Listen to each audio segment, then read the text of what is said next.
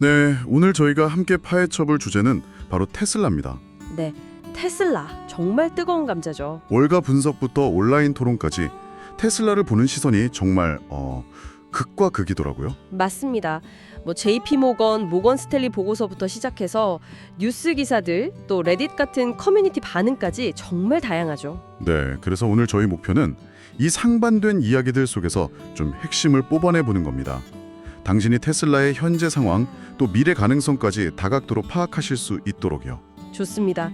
그럼 바로 시작해볼까요? 이 상반된 시각 차이가 어디서부터 오는지 그 근거들을 하나씩 좀 짚어보죠. 먼저 그 모건 스탠리, 굉장히 긍정적이잖아요. 네, 아주 낙관적이죠. 여기서는 테슬라를 그냥 자동차 회사가 아니라 물리적 AI 기업이다, 이렇게 부르면서요. 2030년 목표 주가로 $500, 와, 심지어는 최대 $800까지도 제시를 했어요. 그렇죠. 이게 뭐냐면 단순히 자동차 판매 그 이상을 보고 있다는 명확한 신호죠. 그럼 그 $500라는 목표 주가, 이걸 좀 뜯어보면 어떻게 구성되어 있나요? 네, 모건 스탠리가 제시한 걸 보면요. 자동차 자체 가치는 한 $104 정도로 봤어요.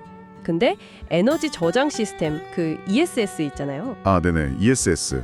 거기서 $60, 그리고 로보택스에서 무려 $118, 또 FSD 라이센스 같은 네트워크 서비스에서 $146, 이렇게 가치를 매겼거든요. 와, 그러니까 자동차보다 다른 쪽, 특히 미래 기술이나 서비스 가치가 훨씬 높다는 거네요. 맞습니다. 사실상 현재 자동차 사업 가치를 훨씬 뛰어넘는다고 본 거죠.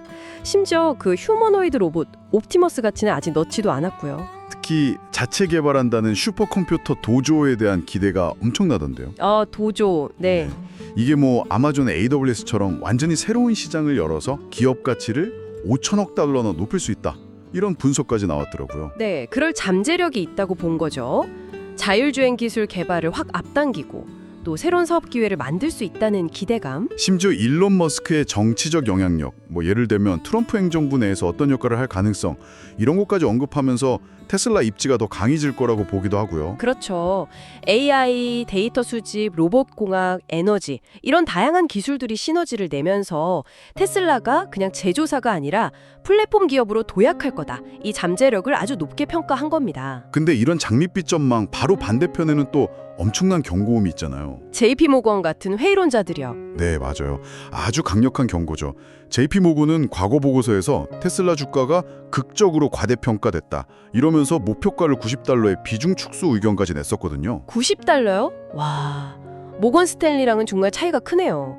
그러니까 미래 기대감만으로는 지금 주가를 설명하기 어렵다, 이런 지적인 거죠. 그렇습니다. 현재 실적, 예를 들어 판매량이나 생산 대수 같은 거랑 비교하면 주가가 너무 높다, 이런 거품론은 꾸준히 나왔던 얘기고요. 게다가 경쟁사들 위협도 있고요. 애플 같은 빅테크 기업들이 전기차 시장에 뛰어들 수 있다는 얘기도 계속 나오고요. 네, 그런 경쟁 심화 우려도 있고, 또 최근에 실제로 유럽 판매가 좀 부진했잖아요. 네, 맞아요. 그리고 작년 말 고점 대비해서 주가가 거의 반토막 났던 적도 있고요.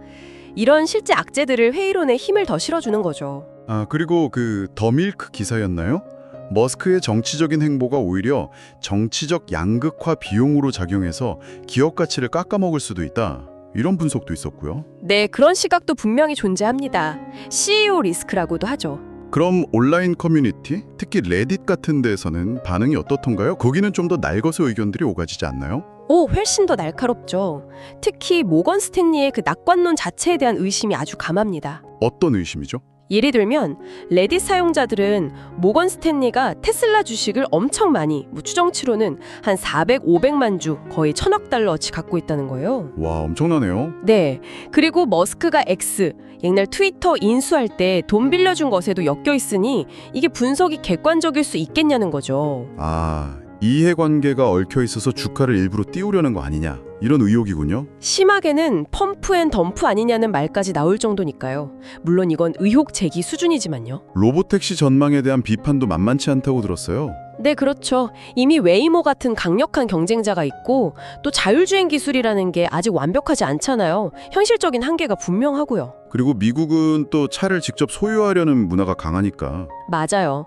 그런 점들을 고려하면 모건 스탠리가 매긴 로보택시 가치는 너무 좀 앞서 나간 거 아니냐, 이런 비판이 많죠. 역시 머스크 리스크 얘기도 빠지지 않겠네요. 그럼요. 단골 비판 소재죠.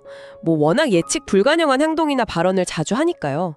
그리고 테슬라 자원을 XAI, 자기 다른 회사에 쓰는 거 아니냐는 우려도 있고요. 정치적인 발언으로 브랜드 이미지에 타격을 줄 수도 있고요. 좀 해보면요. 한쪽에서는 테슬라를 AI랑 로봇 기술을 가진 혁신 기업이다. 세상을 바꿀 거다. 이러면서 엄청난 기대를 걸고 있고요. 모건 스탠리가 대표적이겠죠? 네, 혁신 성장주로 보는 거죠. 근데 다른 한쪽에서는 펀더멘탈, 그러니까 기초 체력에 비해서 너무 고평가됐다.